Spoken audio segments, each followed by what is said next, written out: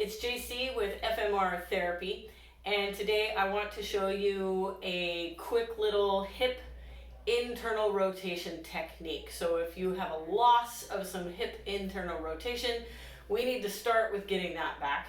This is going to be a very kind of soft start on getting that internal rotation back, and then I'll come back with a couple more videos on more aggressive ways to start working on that hip internal rotation. Okay, so first of all, what is it, right? If I'm sitting here like this, if my knee kind of dives in and my foot goes out, that is internal rotation. The other way is external rotation, right? So we have a certain amount of internal and external rotation that we want to see on just like the average person.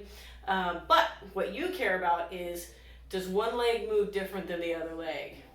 If I have more internal rotation on one leg than I do on the other leg, there's probably going to be something that my body is doing to compensate for that. So we always want to clean it up across the board.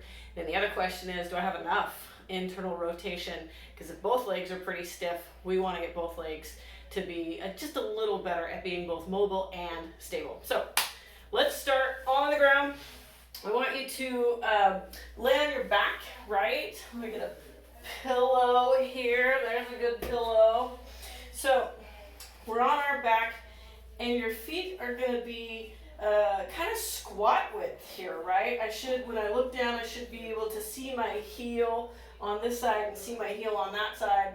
Pretty much a squat width knee, shoulder width apart, if you will. And all I'm going to do is just actively pull my knee into internal rotation. So I'm going to use this left leg here, and I'm just going to start dropping that left leg down toward the floor. This leg shouldn't move, right? It's just this one that should move.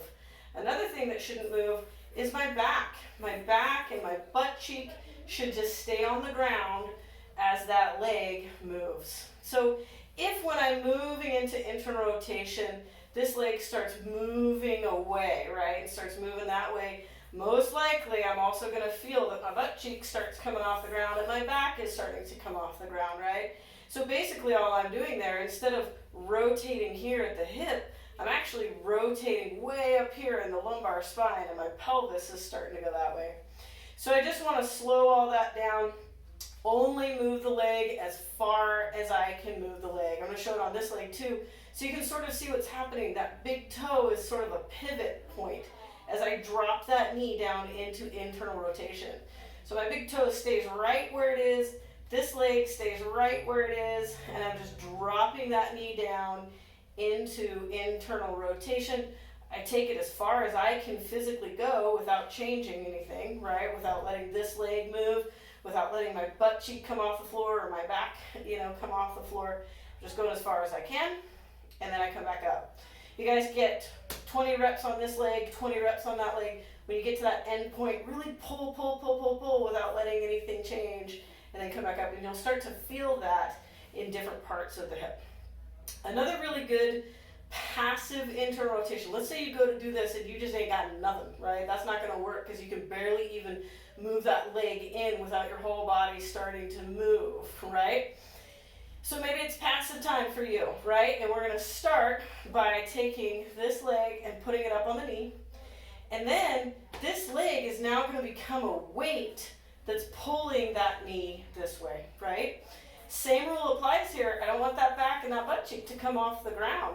I need that to stay there, so you can think about kind of squeezing your abs, kind of trying to push your low back into the ground a little bit, and then just let the weight of this leg, push the other leg into some internal rotation.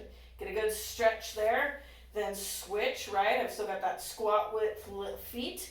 I'm going to take this leg, and I'm basically grabbing the outside of that knee, and then letting the weight of this leg pull my other one into that internal rotation.